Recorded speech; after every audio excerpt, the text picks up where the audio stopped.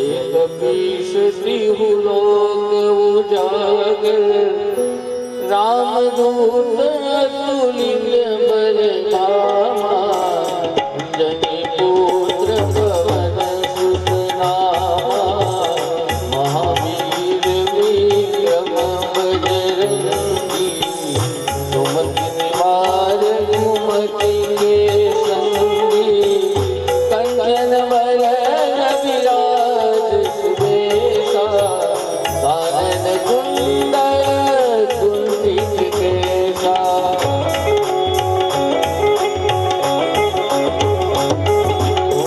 हाथ वज्र और ध्वजा विराजे, आधे मूंज जनेऊ साजे, शंकर स्वयं केसरी नंदन, तेज प्रताप महाजगवंदन, विद्यावान गुणी अति चातुर, राम काज करिबे को आतुर, प्रभु चरित्र सुनिबे को रसिया, राम लखन सीता मन बसिया।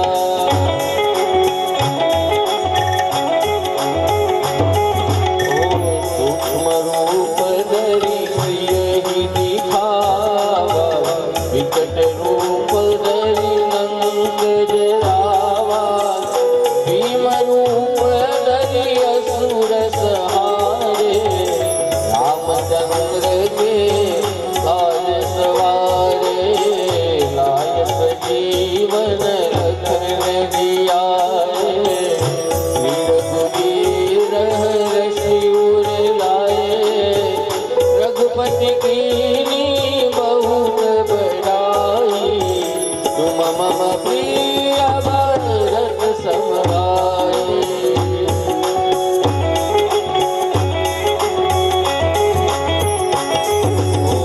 सहस्र बदन तुम रोजस गावे, हस कहि श्रीपति कंठ लगावे, सनकादि ब्रह्मादि मुनीसा, नारद सारद सहित अहिसा, ब्रह्म कुबेर दिगपाल जहाँ ते, कवि कोविद कहि सके कहाँ ते, तुम उपकार सुग्रीवहि कीन्हा, राम मिलाय राजपद दीन्हा।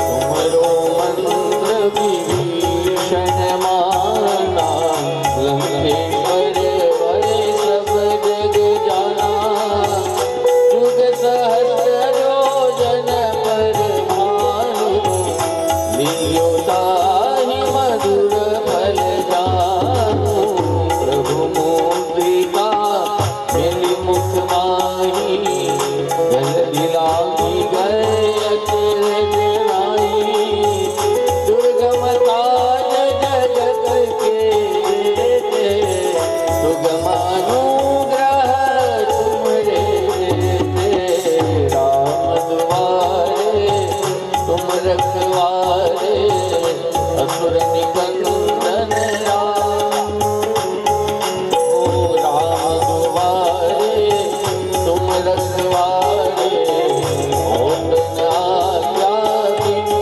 पैसारे, सब सुख लहे तुम्हारी शरणा, तुम रक्षक काहू को डरना, आपन तेज समारो आके, तीनों लोक आपके कापे, भूत पिशाच निकट नहीं आवे, महावीर जब नाम सुनावे।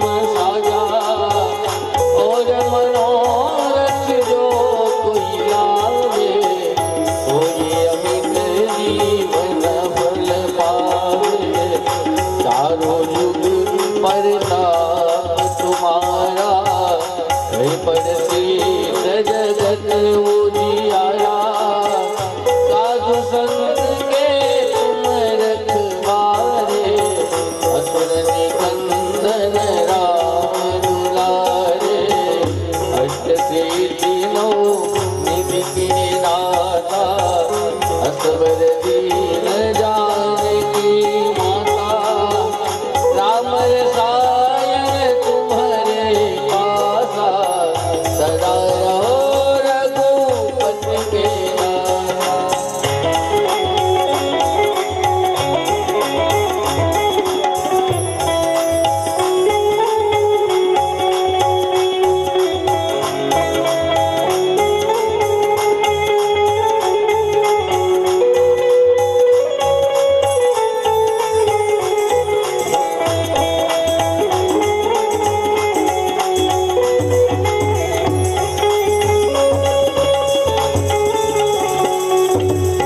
तुमरे भजन राम को पावे जन्म जन्म के दुख बिसरावे अंत काल रघुबरपुर जाई जहाँ जन्म हरि भक्त कहाई और देवता चित्तन धरई हनुमत से सर्व सुख करई संकट से मिटे सब पीरा जो सुमिरे हनुमत बलबीरा जय जय जय हनुमान गुसाई कृपा करो गुरुदेव की नाई जो सत बार पाठ कर कोई टूटहि बंदी महासुई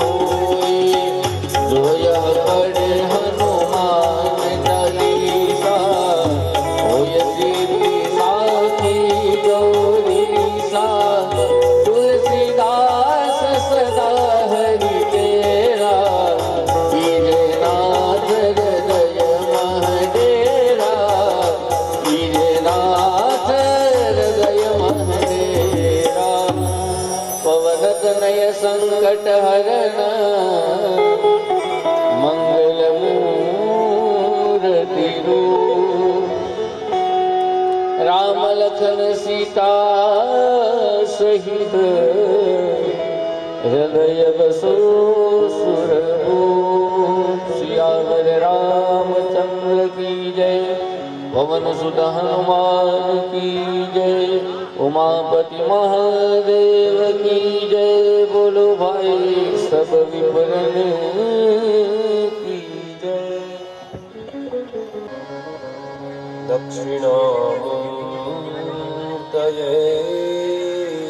नमः।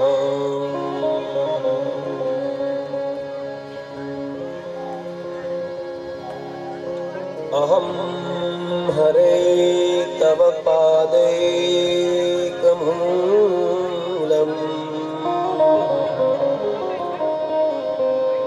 दासानुदासो भवितास्मि भूयः मनः स्मरेतां सुपतैर्गुणास्ते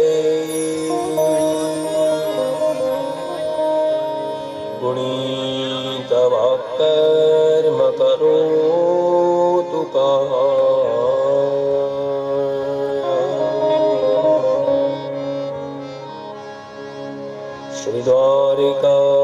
श्रीद्वारिकाधीश की जय।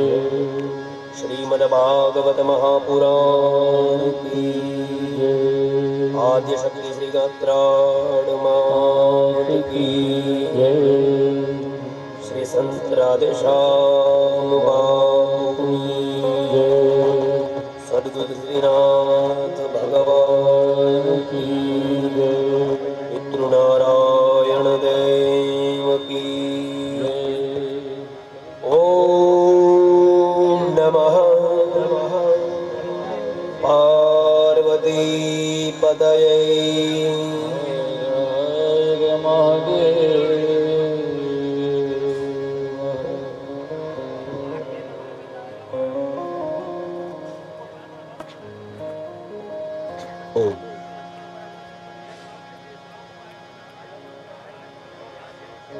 આવો આજના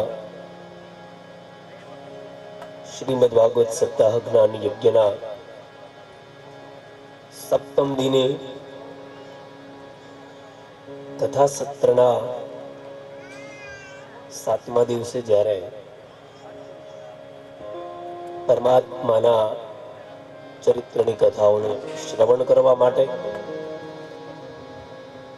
ભગવાન પૂજા કરેલા સર્વ સ્થાપન કરેલા સર્વ સ્થાપિત દેવતાઓના ચરણોની અંદર વંદન, શ્રીમદ ભાગવત મહાપુરાણને હૃદયથી વંદન, તેમજ આવેલા તમામ મહેમાનો, ભગવદી શ્રોતાજનો, ભક્તજનો, વડીલો, માતા બહેનો, તેમજ અમારા ભૂદેવશ્રીઓ, અમારા સંગીતના સાધકો, સારસ્વતો, તેમજ આવેલા તમામ શ્રોતાઓને હૃદયથી બધાને જય દ્વારકાધીશ, જય ભગવાન.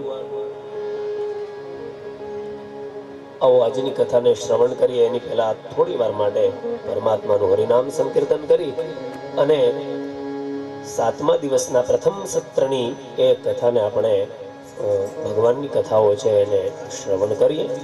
શ્રી દ્વારિકાધીશ કી જય. ભજો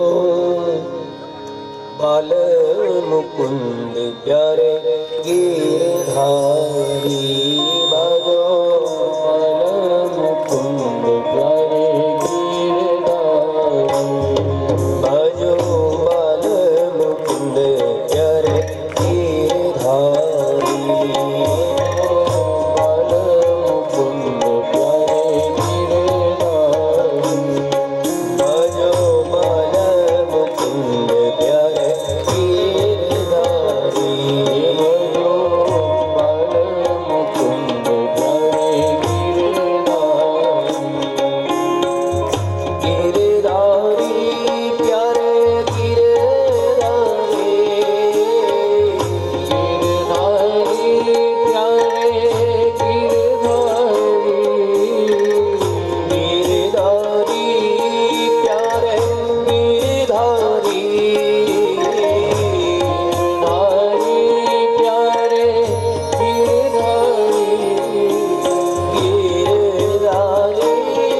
શ્યામ ગીરધારી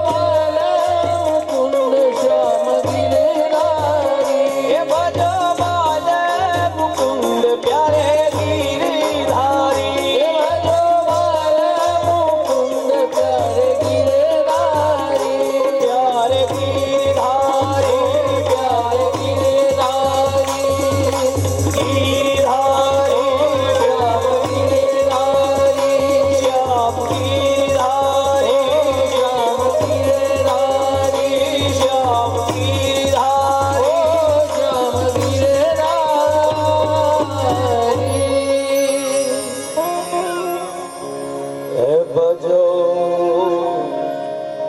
બાલ કુંદ પ્યારે ગીરધારી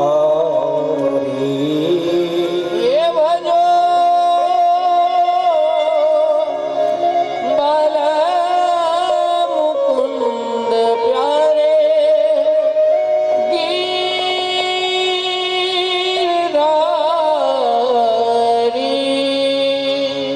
શ્રી દ્વારિકાધીશ કી જય.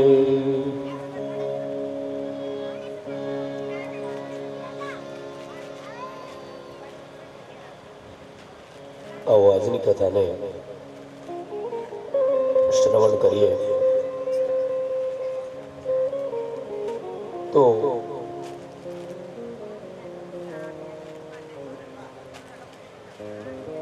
વાળા પરિવારના આંગણે જગદંબાની કૃપાથી, ભગવાન ઈષ્ટદેવની કૃપાથી, દ્વારકાધીશની કૃપાથી, સદગુરુદેવની કૃપાથી સમસ્ત વાળા પરિવારના એ પૂર્વજો એ પિતૃ દેવતાઓની અસીમ કૃપાથી આ શ્રીમદ ભાગવત સપ્તાહ જ્ઞાન યજ્ઞનો એ અંતિમ દિવસ એટલે 7મો દિવસ જ્યારે પૂર્ણાહુતિ તરફ જઈ રહ્યો છે ત્યારે અને અમારા યજમાન શ્રી નો સત્સંકલ્પ આ શુભ સંકલ્પ પૂર્ણ થવા જઈ રહ્યો છે ત્યારે ગઈકાલની કથાની અંદર આપણે ભગવાન દ્વારકાધીશ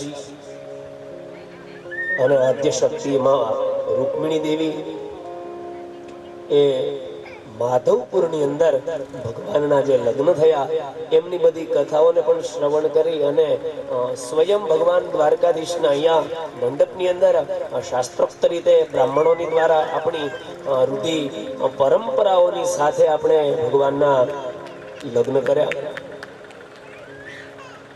એ લગ્નની અંદર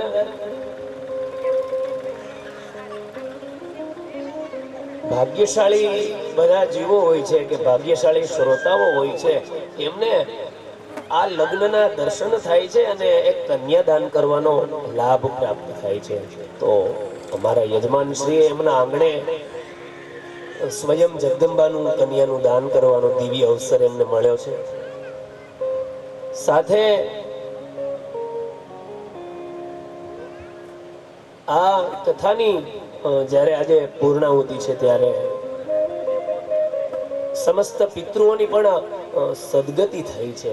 કારણ કે જે પરિવારની ઉપર, જે ભક્તની ઉપર, જે શ્રોતાઓની ઉપર, જે યજમાનની ઉપર ભગવાન પૂર્ણ પુરુષોત્તમ એ દ્વારકાધીશ પ્રભુ એટલે કે સ્વયં ભગવાન શ્રીમદ ભાગવત ભગવાનની કૃપા થાય છે ને ત્યારે એ આશીર્વાદ સ્વરૂપે, એ સદગતિ સ્વરૂપે, કાર્યની સિદ્ધિ સ્વરૂપે એમના આંગણે પધારે છે ને એમના કાર્યને સિદ્ધ કરે છે. તો એ વાળા પરિવારના સમસ્ત પિતૃઓને સદગતિ આપવા માટે ભગવાને સ્વયં ભાગવત બની અને 7 દિવસ સુધી અહીંયા પધાર્યા છે. અને આપે બધાએ સરસ મજાની એ કથાને પણ શ્રવણ કરી છે. તો આવો આજની અંતિમ દિવસની શેષ કથાઓ ભગવાનની છે એમને પણ આપણે શ્રવણ કરીએ. શાસ્ત્રની અંદર અને પુરાણોની અંદર પણ આજના દિવસનું મહત્વ છે. રામનવમીના દિવસે આપણી કથા પ્રારંભ થયો અને હનુમાન જયંતિના શુભ મુહૂર્તે આપણી કથા વિરામ તરફ જઈ રહી છે. તો આ અવસરે ભગવાનની શેષ કથાઓને આપણે શ્રવણ કરીએ. તો રૂકમિણીજીના એ 7 શ્લોક શાસ્ત્રની અંદર બતાવ્યા છે. એમણે સ્તુતિ કરી હતી અને સુદેવ નામના બ્રાહ્મણે ભગવાનને એ સરસ મજાનો રૂકમિણીજીએ પત્ર મોકલ્યો હતો જેને પ્રેમ પત્ર કહેવામાં આવે છે. તો એ 7 શ્લોકમાં રૂકમિણીજીએ પ્રેમ પત્ર ભગવાનને લખ્યો અને એ રૂકમિણીજીની પ્રેમ લક્ષણા ભક્તિના કારણે ભગવાને તેનું પાણી ગ્રહણ કર્યું. એમની સાથે એમના એ વિવાહ થયા છે. પછી ભગવાનનો એ સુંદર મજાનો એ પરમાત્માનો જે વંશ છે એ એમનું વર્ણન છે. એ પરમાત્માના વંશની અંદર એ કૃષ્ણ એ જ દ્વારકાધીશ પરમાત્મા અને રૂકમિણી મૈયાના એ વિવાહ બાદ પછી એમનો સંસાર છે એ ધીમે ધીમે ચાલવા લાગે છે. અને એ સંસારની અંદર એ જ પરિવારની અંદર દ્વારકાધીશને ત્યાં અનેકો એમના પુત્રો થાય છે. એવી સરસ મજાની ભગવાનની બધી કથાઓ છે. શાસ્ત્રીજીના મોટા ભાઈ જીતુભાઈ અમદાવાદથી વધારે જોરદાર તાળીઓથી આપણે એમનું સ્વાગત કરીએ. બોલો દ્વારિકાધીશ કી જય.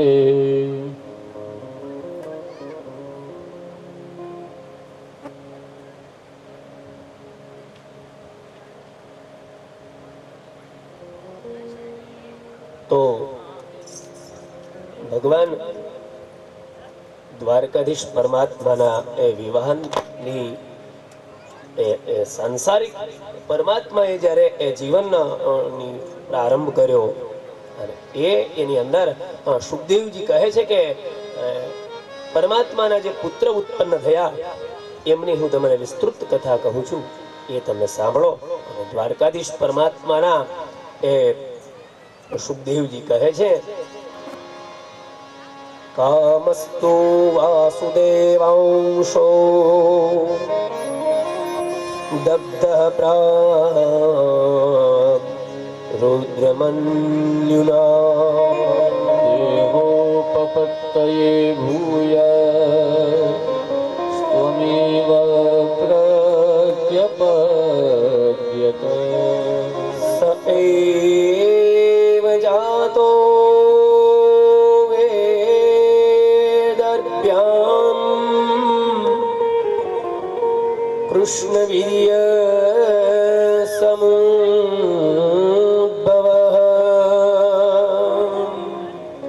પ્રદ્યુમ્ન ઇતિ વિખ્યાતઃ સર્વતો નવમઃ પિતુઃ. સમય ગયો અને ભગવાનને ત્યાં સુખદેવજી કહે છે, પરીક્ષિત રાજા, અંતિમ દિવસની કથા તમને શ્રવણ કરાવું છું. ત્યારે ભગવાનને ત્યાં એ કામદેવ ભગવાન વાસુદેવના અંશ છે, તેઓ રુદ્ર ભગવાનના પણ ક્રોધાગ્નિથી ભસ્મ થઈ ગયા હતા અને ફરીથી તેમણે સજીવન થઈ અને શરીરને પ્રાપ્ત કર્યું છે, એ દેહને પ્રાપ્ત કર્યો છે. અને તેમના અંશની અંદર ભગવાન વાસુદેવનો આશ્રય લીધો છે.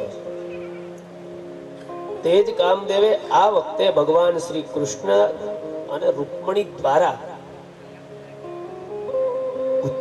પુત્ર ઉત્પન્ન થયો, જેનું નામ પ્રદ્યુમ્ન મહારાજ હતું. એ પ્રદ્યુમ્નજી એ ભગવાન શ્રી સ્વયં કૃષ્ણના એ પુત્ર છે. અને એ સમયે પ્રદ્યુમ્નજીનો જન્મ થાય છે અને બરોબર 10 દિવસ પૂર્ણ થાય છે તો સમુદ્રમાંથી એ પ્રદ્યુમ્નને એક અસુર એમનું હરણ કરી જાય છે. અને એ શંભરાસુર નામનો એ અસુર છે, એ ભગવાનનો જે પુત્ર પ્રદ્યુમ્ન છે એમને લઈ અને સમુદ્રની અંદર લઈ જાય છે.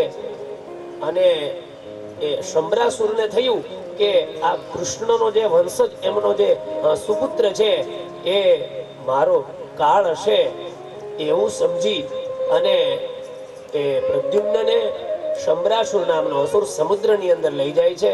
અને ભગવાન શ્રી કૃષ્ણ તેને સમુદ્રમાંથી પરત એટલે કે ફરીથી પાછા પુનઃ એમને છોડાવે છે. અને એ શંભરાસુરનો ઉદ્ધાર કૃષ્ણ પરમાત્મા દ્વારકાધીશ ભગવાન કરે છે. ત્યાર પછી ભગવાનના જે અનેક વિવાહો થયા છે એમની પણ કથાઓ છે. આમ તો ભગવતજીની અંદર બતાવ્યું છે કે ભગવાનના 16,108 વિવાહ થયા છે. એમાંથી જે ભગવાન દ્વારકાધીશ ભગવાનના અષ્ટપટ્રાણીઓની સાથે જે વિવાહ થયા એમની વિસ્તારપૂર્વકની કથા ભાગવતજીની અંદર છે. તો એને આપણે સમજીએ તો એક સમયે પરીક્ષિત ને સુખદેવજી કહે છે કે સત્રાજીત નામે એક રાજા હતો અને સૂર્યનો ખૂબ જ એ ઉપાસક હતો. સત્રાજીતે ભગવાન સૂર્યની ઉપાસના કરી હતી અને એ સમયે એમને સૂર્ય દ્વારા ભગવાન સૂર્યનારાયણ દ્વારા સ્યમંતક નામનો એ મણિ એમને પ્રાપ્ત થયો હતો. અને એ સ્યમંતક મણિથી એ સ્યમંતક મણિની પ્રભાવ એવો હતો કે સત્રાજીતના રાજ્યની અંદર રોજના માટે સૂર્ય ઉદય થાય એટલે એ સ્યમંતક મણિમાંથી દરરોજના માટે 8 ભાર સોનું ઉત્પન્ન થતું હતું. એ આપણે સમજવા માટે સુખદેવજી રાજા પરીક્ષિતને સમજાવે છે કે આ સત્રાજીત ભગવાનના ખૂબ જ સૂર્યના ઉપાસક હતા અને દરરોજ એને 8 ભાર સોનું સૂર્યથી પ્રાપ્ત થતું હતું. એટલે દરરોજના માટે 8 ભાર સોનું એટલે એક શાસ્ત્રોક્તની ભાગવતજીની અંદર ગણતરી છે કે 4 વિગ્રહ એટલે કે એક ડાંગર બરાબર એક ગુંજા એટલે ચણોઠી, જેને આપણે ગુંજા એટલે ચણોઠી કહીએ છીએ, એ ચણોઠી અને 5 ગુંજા એટલે કે 5 ચણોઠીના એ ભેગા કરીએ 5 ગુંજા ને ચણોઠીને, એના બરોબર એક પણ થાય અને એક પણના એ 8 ધરણ થાય છે અને એ 8 ધરણનો એક કર્ષ થાય શાસ્ત્રોક્ત ગણતરીએ અને એ કર્ષમાંથી એક પલ ઉત્પન્ન થાય. એ પળમાંથી 100 પલ એવી ભેગી થાય ત્યારે એક તુલા એટલે આપણે જેને એક તોલું કહીએ છીએ એ તુલા થાય અને એક તોલું એટલે કે 20 તોલા બરાબર એક ભાર થાય છે. 20 તોલા સોનું બરાબર એક ભાર થાય. આવું 8 ભાર સોનું છે એ દરરોજના માટે સ્યમંતક મણિમાંથી સ્યમંતક મણિ છે એના દ્વારા એમને પ્રાપ્ત થતું. એટલે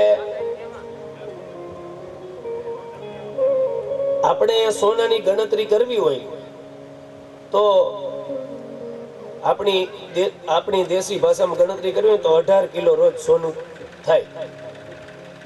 સ્યમંતક મણિમાંથી 18 કિલો સોનું રોજના માટે નીકળતું. હવે વિચાર કરો 18 કિલો સોનું રોજના માટે નીકળે અત્યારે કેવો ભાવ છે.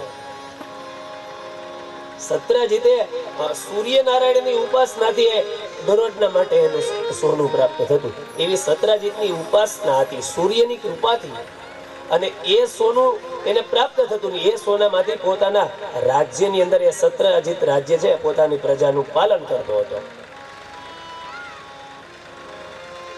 એટલે એ સ્યમંતક મણિ આપણા ઘણા બધા શાસ્ત્રમાં મણિ એવા છે, એક ચિંતામણી છે, એક સ્યમંતક મણિ છે, સ્ફટિક મણિ છે, પારસ મણિ છે, માણેક મણિ છે. આપણે બધા પેલા ગ્રહો ધારણ કરીએ ને, ઘણીવાર અમારી પાસે યજમાન આવે તો કહીએ તમારો અત્યારે સૂર્ય નામનો ગ્રહ અથવા ગુરુ નામનો ગ્રહ છે કે બરોબર જન્મ કુંડળીમાં કે ચલિત કુંડળીમાં છે નહીં, માટે તમે 6 મહિના સુધી વર્ષ દિવસ સુધી આ નંગ ધારણ કરો. તો જો અહીંયાથી એ પ્રેરણા મળે છે કે એ એક મણિમાંથી દરરોજના માટે સોનું પ્રાપ્ત થતું હતું. એટલે કે એનો પ્રભાવ હતો. કોઈ પણ વસ્તુ મણિ હોય, રત્ન હોય કે મોતી હોય, એનો પ્રભાવ હોય. આ પરંપરા છે આપણે. તો એના પ્રભાવથી બધી વસ્તુ ઐશ્વર્યથી મળે છે. તો એ જ સ્યમંતક મણિ દ્વારા સોનું પ્રાપ્ત થતું. પછી એ સ્યમંતક મણિ ખૂબ જ પ્રકાશિત હતો. એનાથી બધા અંજાય જાય એટલો બધો એનો પ્રભાવ હતો, એનો પ્રકાશ હતો. સુવર્ણ હતો, આખો સુવર્ણ સોનું પ્રાપ્ત થતું. અને પારસમણી પણ એવું હોય. પારસમણી જેને સ્પર્શ કરે, કદાચ લોખંડનો ટુકડો હોય 10 કિલોનો અને એ પારસમણી એને સ્પર્શ થાય એટલે એ સોનું બની જાય. એટલે એનો પ્રભાવ છે. પછી સ્ફટિક હોય તો સ્ફટિક પણ એવું હોય. ઓરિજિનલ સ્ફટિકની તમારે પરીક્ષા કરવી હોય તો તમે એક ચોખ્ખું જળ લ્યો, એની અંદર સ્ફટિકનો પારો છે કે મણી હોય, એને તમે અંદર પધરાવી દો તો તમને ખબર ન પડે કે આમાં સ્ફટિકનો પારો છે કે નથી. એટલો બધો એનો પ્રભાવ હોય. આ સ્ફટિક મણીની મહત્વતા છે. એમ પારસમણીની અને ચિંતામણી પણ આવે. ચિંતામણી પણ એવું છે. ચિંતામણીથી શું થાય કે તમારા હાથની અંદર ચિંતામણી આવે અને તમે જે ચિંતન કરો ને એ વસ્તુ તમારી પાસે આવી જાય. એને કહેવામાં આવે છે ચિંતામણી. આ બધું હતું. ભગવાન કહે છે જો અહીંયા સેમંતક નામનો મણી છે એ ઉપાસનાથી, ભગવાનની કૃપાથી, સૂર્યનારાયણની કૃપાથી એ મળતો હતો. તો આ બધા મહત્વ છે શાસ્ત્રની અંદર. રત્નોના મહત્વ છે, મોતીઓના મહત્વ છે, એમ ચંદ્રનું મોતીનું મહત્વ પણ છે. જ્યારે સ્વાતિ નામનું નક્ષત્ર છે એ જ્યારે આપણું, જેને આપણે દેશી ભાષામાં સુવાક કહીએ, સુવાક, એ સ્વાતિ નામનું નક્ષત્ર જ્યારે સમુદ્રની અંદર વરસાદ પડતો હોય અને એમાં એક માછલી છે, એ માછલી બહાર આવે અને એ માછલીના મુખની અંદર એ બિંદુ પડી જાય અને એ બિંદુમાંથી એ માછલી 60 દિવસની અંદર એ મોતી બને અને 60 દિવસમાં એ માછલી પોતાના એ પેટમાંથી જ્યારે મોતી બહાર આપે ત્યારે એ ચંદ્રનું મોતી બને છે. એને ઓરિજિનલ ચંદ્રનું મોતી કહેવામાં આવે છે. અને જે વ્યક્તિના જીવનમાં એનો પ્રભાવ હોય, શીતળતા આપે છે, જેને માનસિક શાંતિ ન મળતી હોય તો એ ચંદ્રનું મોતી ધારણ કરે તો એને માનસિક શાંતિની પ્રાપ્તિ થાય છે.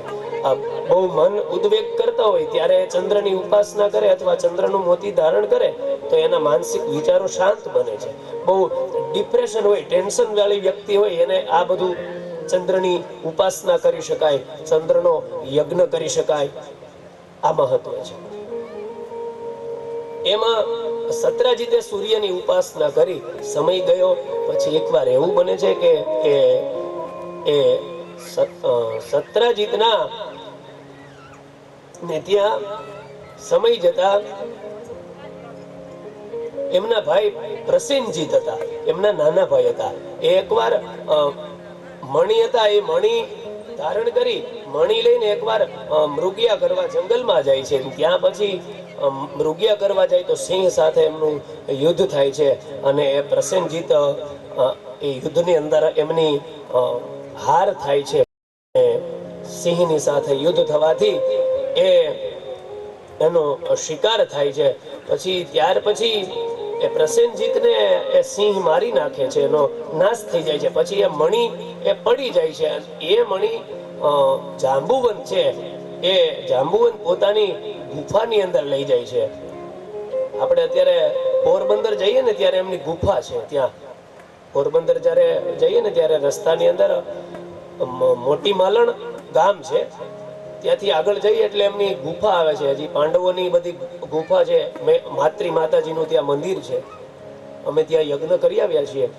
તો એ જાંબુવનની ગુફા છે. એની અંદર એ જાંબુવને લઈ જાય છે મણીને. પછી એ ભગવાનને ખબર પડે છે કે આ મણી છે એ જાંબુવન છે, એ પોતાની ગુફાની અંદર લઈ જાય છે. પછી ભગવાન કૃષ્ણની ઉપર, દ્વારકાધીશની ઉપર એ જે સત્રાજીત છે ને એને એમ થયું છે કે આ સેમંતક મણી કૃષ્ણએ ચોરી લીધો છે, એના ઉપર આળ નાખે છે, ખોટી શંકા કરે છે અને એ પછી ભગવાનની ઉપર આળ આવે છે. ભગવાન કહે છે કે આ મણી છે એ મારી પાસે નથી અને ભગવાન એ મણીને ગોતવા માટે જાય છે. ત્યારે જાંબુવનની ગુફાની અંદરથી એ મણીને ભગવાન લઈ આવે છે. કારણ કે ભગવાન એટલા માટે પોતાની પાસે મણી રાખ્યો હતો કે જે રાજાનું રાજ્ય ચાલતું હોય એની પાસે એ મણીથી એ ધન ઉત્પન્ન થતું હોય, સોનું ઉત્પન્ન થતું હોય તો એ પ્રજાનું પાલન કરવા માટે એ સેમંતક મણીમાંથી ધન મળતું હોય, એનાથી આખી પ્રજાનું ભરણ પોષણ થાય. એટલા માટે ભગવાને એ મણીને ફરીથી દ્વારકાની અંદર લઈ આવ્યા છે. પછી સત્રાજીત એમની ઉપર આળ નાખે છે, એની સાથે યુદ્ધ થાય છે. ભગવાન એમને સમજાવે છે અને એની અજ્ઞાનતા દૂર કરે છે. અને પછી સમય જતા સત્રાજીતને થયું કે ખરેખર રાજાનો નિયમો આવા હોવા જોઈએ કે જેની પાસે ધન હોય તો એ સાથે સાથે પ્રજાનું પણ ભરણ પોષણ થવું જોઈએ. માટે મારાથી ભૂલ થઈ છે, પોતાના ભૂલનો સ્વીકાર કરે છે અને એ મણી છે એ દ્વારકાધીશને અર્પણ કરે છે કે હે ભગવાન, અમે તમારી કૃપાથી અમને આ બધું પ્રાપ્ત થયું છે, માટે હે પરમાત્મા તમને અર્પણ કરીએ છીએ. સમંતક મણી ભગવાનને આપે છે. ત્યાર પછી સાથે સાથે એની પ્રસન્નતામાં ભગવાનને એ સેમંતક મણીની સાથે સત્યભામા એમના જે પુત્રી છે સત્રાજીતના, એમના લગ્ન ભગવાનની સાથે થાય છે. જાંબુવનને પણ ભગવાને ગુફાની અંદર જઈ એને પણ પ્રેરણા કરી, એટલે જાંબુવનના પુત્રી એ જાંબુવતી છે, એમની સાથે એ ભગવાનના વિવાહ થાય છે. ત્યાર પછી ભગવાનના જે અનેક વિવાહ થયા છે, તો ભગવાનની અષ્ટપટરાણીઓ છે, શાસ્ત્રની અંદર એમના નામ છે, અને એ નામ સાંભળવાથી પણ આપનું દરેક જીવનું કલ્યાણ થાય છે. પછી તો એ કાલિંદીની સાથે ભગવાનના વિવાહ થાય છે, મિત્રવિંદાની સાથે ભગવાનના વિવાહ થાય છે, ભદ્રા સાથે થાય છે, લક્ષ્મણા સાથે થાય છે, નાગ્નજીતીની સાથે ભગવાનના વિવાહ થાય છે. આમાં 8 વિવાહ ભગવાનના શાસ્ત્રોક્ત રીતે થયા છે. ત્યારબાદ એક સમયની વાત છે, આપણને એમ થાય કે આ 16,108 પટરાણી સાથે ભગવાનના કેવી રીતે વિવાહ થયા છે, ભગવાને કેવી રીતે એનો સંસાર વંશ આગળ વધાર્યો છે. એમના વંશની કથા છે. તો સુખદેવજી રાજા પરીક્ષિતને કહે છે કે એક સમયે ભૌમાસુર નામનો એક અસુર હતો એ સમયે, અને ત્યારે એમણે 16,100 એ સ્ત્રીઓને પોતાના રાજ્યની અંદર કારાગૃહની અંદર બંદીવાન કરેલી હતી, અને બધા જ મંદિરો અને બધા જ દેવાલયો હતા એમનો નાશ કર્યો હતો. એકદમ નાસ્તિકતાને એ ભૌમાસુર છે એ પામ્યો હતો. અને એ સમયે ભગવાન કૃષ્ણ એને ઉદ્ધાર કરવા માટે આવે છે, અને 16,100 રાણીઓ છે ભગવાનને પ્રાર્થના કરે છે, સ્ત્રીઓ, કે ભગવાન અમારું તમે પાણી ગ્રહણ કરો અને અમને આમાંથી મુક્તિ આપો. એ ભૌમાસુર નામના રાક્ષસે 16,100 સ્ત્રીઓને જે બંદીવાન કરી હતી, ત્યારે ભગવાન સ્વયં એ જ સમયે ભૌમાસુરની પાસે જાય છે, ભૌમાસુરની સાથે એ યુદ્ધ કરે છે, અને યુદ્ધથી ભૌમાસુર એનો ઉદ્ધાર કરે છે પરમાત્મા, અને બંદીવાન રાખેલી 16,100 જે સ્ત્રીઓ છે, જે રાણીઓ છે, એ મુક્ત કરે છે. અને ભગવાનને એ 16,100 રાણી છે પ્રાર્થના કરે છે કે એ પરમાત્મા, તમારા સિવાય અમારો કોઈ ઉદ્ધાર કરી શકે કે અમારું પાણી ગ્રહણ કરી શકે એવું તત્વ નથી, માટે અમારું પાણી ગ્રહણ કરો, અમારો સ્વીકાર કરો. અને એ પ્રેમ લક્ષણા ભક્તિ દ્વારા એ 16,100 રાણીઓની સાથે ભગવાન કૃષ્ણએ એ દિવસે 16,100 સ્વરૂપને ધારણ કર્યા અને એમનું પાણી ગ્રહણ કર્યું છે. અહીંયા અમે જ્યારે ભણતા ને ત્યારે અમારા ગુરુજી સમજાવતા કે આ 16,108 એ રાણીઓ કોણ છે. તો આપણા દેહની અંદર એ આ દેહ રૂપી કૃષ્ણ છે, કારણ કે ભગવાન છે આત્માની અંદર છે, હૃદયની અંદર બિરાજેલો છે, અંગુષ્ઠ માત્રની અંદર છે. ત્યારે અમારા ગુરુજી કહેતા કે છોકરાઓ, આમાં 16,108 રાણીઓ છે ને, આ દેહરૂપી કૃષ્ણ છે, અને આપણી નાડીઓ પણ 16,108 છે. એ રાણીઓની સાથે, એ નાડીઓની સાથે આ આત્મા રૂપી એમનું લગ્ન થાય, એની સાથે જોડાય એટલે કૃષ્ણ અને આપણી ઇન્દ્રિયો જ્યારે શુદ્ધ બને ત્યારે કૃષ્ણ તત્વ આ હૃદયની અંદર આવે, અને એ ભક્તિ સ્વરૂપી કૃષ્ણ હૃદયમાં બિરાજે, અને એનું સંલગ્ન એટલે કે એમનું મિલન થાય. એ જ 16,108 રાણી અને કૃષ્ણનું મિલન છે, એ જ એનું પાણી ગ્રહણ છે. અને આપણા શ્વાસ કેટલા છે? એ પણ 16,000 શ્વાસ છે. એટલા માટે 16,108 પટરાણીઓ એટલે આપણી ઇન્દ્રિયો છે. આની અંદર બધી ઝીણી મોટી બધી જે નસો છે ને, જે આપણી ઇન્દ્રિયો છે, એ બધી જ 16,108 છે. એમાંથી રક્તવાહિનીઓ જે આપણી 8 છે શરીરની અંદર, તો એની સાથે એક કૃષ્ણનો મિલાપ છે. આજ 16,108 પટરાણીઓ છે. પછી ભગવાને એ ભ્રાંતિ જ્ઞાનની વાત કરે છે, એટલે કે એ 16,000 કન્યાઓની મુક્તિ થાય છે. અને ભૌમાસુરનો એ પરમાત્મા ત્યાં ઉદ્ધાર કરે છે, કારણ કે ભૌમાસુર એકદમ નાસ્તિક વ્યક્તિ હતો. એને પરમાત્મા કોણ છે, એ કૃષ્ણ કોણ છે, ભગવાન કોણ છે, દેવતાઓ કોણ છે, શાસ્ત્ર શું છે, ધર્મ શું છે, એનું કઈ જ્ઞાન નહોતું. એને ભ્રાંતિ હતી કે આ સમયમાં હું કરું એ જ બધું શક્ય છે, હું કરું એમ જ થાય છે. એટલા માટે ભગવાને એમની ભ્રાંતિઓ હતી, એની ખરાબ વિચારધારાઓ હતી, એનો પરમાત્માએ નાશ કર્યો છે અને એમનો ઉદ્ધાર કર્યો છે. આવી રીતે ભગવાનના લગ્ન થયા છે. પછી એક સમયની સુખદેવજી કથા કહે છે કે અનિરુદ્ધ છે, એ અનિરુદ્ધ છે એમના જે લગ્ન છે ઓખાની સાથે થાય છે. ચૈત્ર મહિનાની અંદર આ કથા સાંભળવાનું પણ મહત્વ છે, જેને આપણે ગામઠી ભાષામાં ઓખાહરણ કહીએ છીએ. તો એ ઉષા હતી, એ જ ઉષાના લગ્ન અનિરુદ્ધની સાથે થાય છે. અહીંયા એમનું મહત્વ એવું છે, આ કથા સાંભળવાથી આપણને સદજ્ઞાનની પ્રાપ્તિ થાય છે.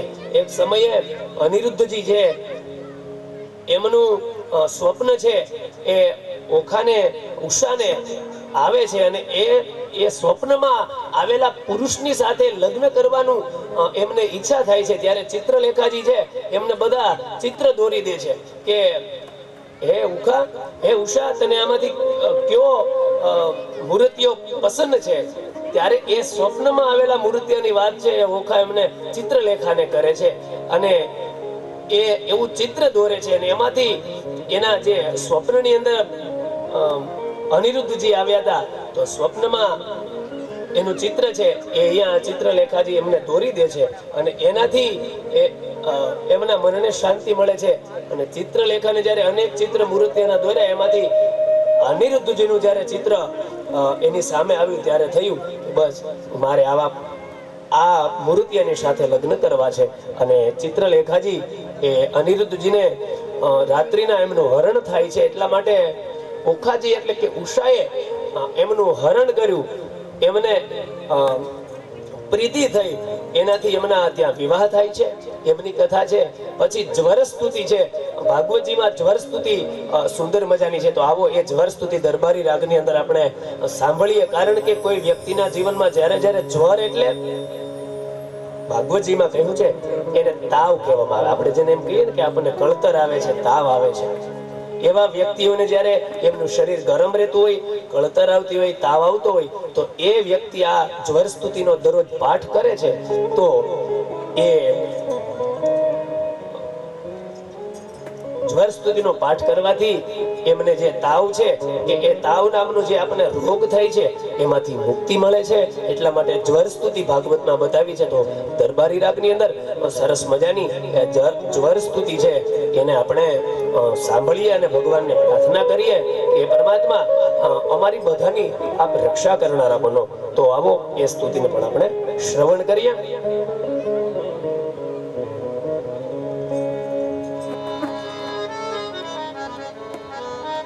નમામિ ત્વાનંત શક્તિં પરેશં સર્વાત્માनं કેવલં નક્તિમાત્રં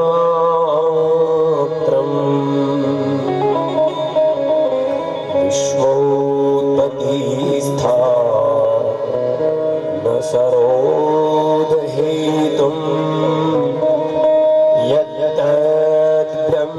ब्रह्मलिङ्गं प्रशान्तं कालो देवं कर्मजीव स्वभावो द्रव्यं क्षेत्रं प्राण आत्मा विकारः तत्संगातो बीजरो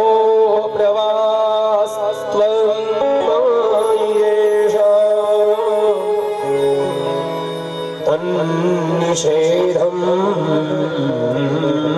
प्रपद्ये नानाभावे विलयैव प्रपन्नेर्देवान् साधु लोकसेतुं विवर्षि अस्युन्मार्गान् हिंसया वर्तमानान् जन्मेतते हाराय भूमै तप्तो तेजसा दुर्रहेण प्रान्तोग्रेणातिव्रणेन ज्वरेण तावत्तापोदीनां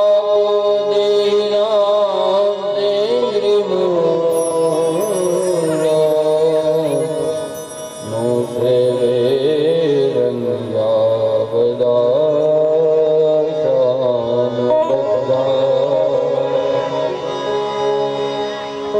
આવી સરસ મજાની જ્વર સ્તુતિ છે જે સ્તુતિ કરવાથી ભગવાન આ દેહની રક્ષા કરે છે. ત્યારબાદ શાસ્ત્રની અંદર ઘણા બધા કથાના નિયમો પણ છે. તો શાસ્ત્રમાં કહ્યું છે કે ભાગવત પુરાણની અંદર લખ્યું છે કે જ્યારે જ્યારે આવી કથાઓ ચાલતી હોય, આવી કથાઓનું શ્રવણ કરવા માટે જઈએ ત્યારે બધી નિયમો છે એમના કથાના શાસ્ત્રમાં કીધું છે કે જ્યારે સ્વરદત્તા પરદત્તા વા બ્રહ્મવૃત્તિ હરેશ્ચ યહ ષષ્ઠી સહસ્ત્રાણી વિષ્ઠાયામ જાયતે કૃમિ. જો ભાગવતજીની અંદર દસમ સ્કંધના અહીંયા 54મા અધ્યાયના 39 અને 40 શ્લોકમાં બતાવ્યું છે કે જ્યારે જ્યારે આવી કથા થતી હોય અને એ કથાની વચ્ચે ઘણીવાર તમે જોતા હશો વક્તાઓ કહેતા હોય કે શરૂ કથાએ વિક્ષેપ થાય, આપણી કથામાં વિક્ષેપ થાય એવું ન કરવું જોઈએ. તો એ શું કામે કહેતા હોય? ભાગવતજીની અંદર એનો મહિમા છે કે જ્યારે કોઈ કથા શરૂ હોય અને શરૂ કથાને વિક્ષેપ કરવામાં આવે છે તો શું થાય છે? તો લખ્યું છે ષષ્ઠી વર્ષ સહસ્ત્રાણી વિષ્ઠાયામ જાયતે કૃમિ. એટલે કે કથામાં વિક્ષેપ કરવાથી કૃમિ નામનો આપણે જીવ ધારણ કરવો પડે છે અને 60,000 વર્ષ સુધી નર્કની યાતનાઓ ભોગવવી પડે છે. એટલા માટે વક્તાઓ ઘણીવાર કહેતા હોય કે શરૂ કથાએ કોઈ વિક્ષેપ ના કરો. એટલા માટે શાસ્ત્રની અંદર એનું મહત્વ છે. યજમાનનું કલ્યાણ થતું હોય, દરેક શ્રોતાઓનું કલ્યાણ થતું હોય, એવો વક્તાનો હેતુ હોય છે, એવો આયોજકનો હેતુ હોય છે. કારણ કે એ દોષ કોઈને ન લાગે એટલા માટે શાસ્ત્રમાં એમાં નિયમ બતાવ્યો છે. જ્યારે કથા વિરામ થઈ જાય તો એ કથા વિરામ થયા પછી આપણે કોઈનું પ્રવચન સાંભળી શકીએ અથવા તો જે ક્રિયાઓ છે, સન્માન છે વગેરે બધું કરી શકીએ. તો શાસ્ત્રમાં એનો નિયમ છે, તો એ પ્રમાણે કરવું જોઈએ. ત્યાર પછી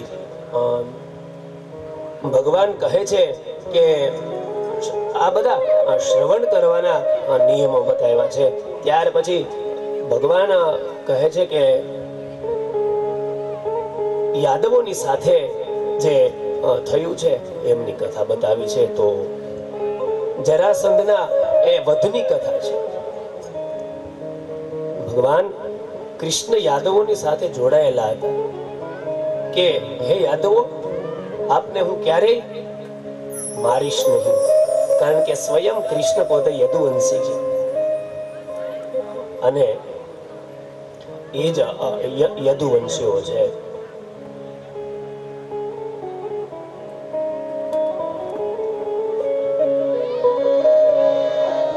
કૃષ્ણાય વાસુદેવાય દેવકી નંદનાય ચ નંદ ગોપ કુમારાય ગોવિંદાય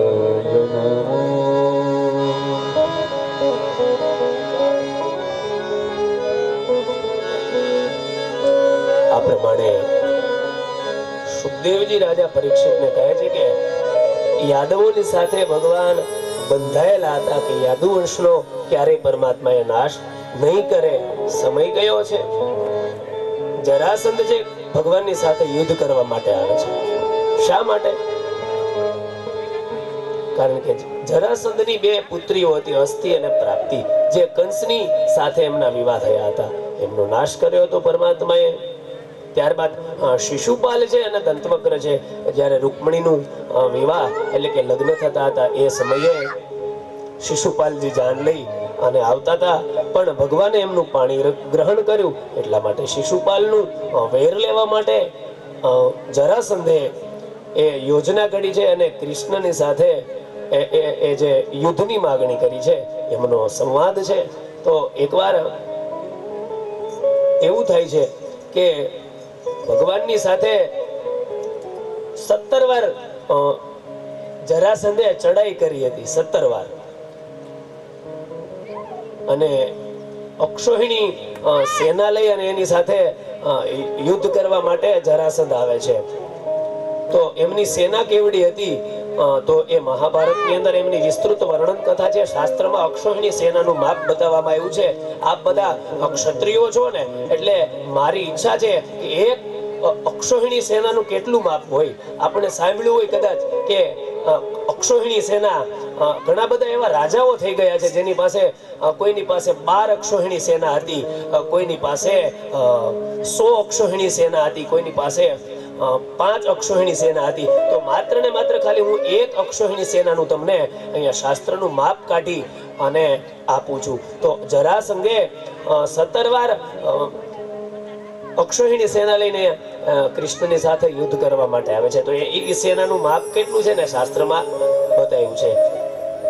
એક અક્ષોહિણી સેનાનું માપ છે જેની અંદર 27,870 હાથીઓ હોય, તેમજ 21,870 રથ હોય, તેમજ 65,610 ઘોડાઓ જેની અંદર હોય, તેમજ 1,09,350 સૈનિકો જેની અંદર હોય છે, તેમજ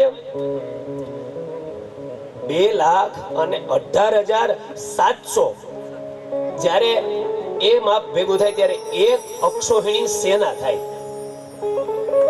એવી 12 સેનાઓ જરાસંધ પાસે હતી. તમે વિચાર કરો, કેટલા વ્યક્તિ, ખાલી 1,09,350 તો ખાલી સૈનિકો હતા એ સેનાની અંદર. જ્યારે ચડાઈ કરવા માટે મથુરામાં આવે છે ભગવાનની સાથે 17 વાર આવી રીતે આખી સેના લઈને આવે. ભગવાને એને 17 વાર પરાસ્ત કર્યો છે. આવા તો અનેક રાજાઓ મહાભારતમાં છે, અન્ય પુરાણોના ગ્રંથોમાં છે, આપણા 18 પુરાણો છે, એમાં અલગ અલગ રાજાઓની કથા છે. આ તો ક્ષત્રિયો છો અને મને પ્રેમ ભાવ છે ક્ષત્રિયો ઉપર, એટલા માટે મને થયું કે એક અક્ષોહિણી સેનાનું માપ કેટલું હોય, એક રાજા પાસે કેટલી અક્ષોહિણી સેના હતી, એટલે એનું મને થયું કે આપણે કથા શ્રવણ કરાવવું. તો આવી જરાસંધ પાસે ઘણી બધી સેનાઓ હતી અને ભગવાને એ બધી સેનાઓને પરાસ્ત કરી છે. પછી એકવાર ભગવાન છે ને એ બધા પાંડવોને લઈ અને જરાસંધ પાસે જાય છે. કારણ કે ભગવાન છે જરાસંધનો વધ કરી શકે એમ હતા નહીં, એટલે પાંડવોને લઈને જાય છે. અને એ પાંડવો બ્રાહ્મણોનું સ્વરૂપ ધારણ કરે છે અને જરાસંધ એની પાસે રાજધાની હતી, એટલે એમની પાસે કહે છે કે ભોજન કરાવે છે. બ્રાહ્મણનું સ્વરૂપ લઈ અને ભગવાન પાંડવોને લઈને આવે છે. પછી કહે છે, રાજા તમારે શું જોઈએ છે? ત્યારે એ બ્રાહ્મણ સ્વરૂપે આવેલા પાંડવો જરાસંધ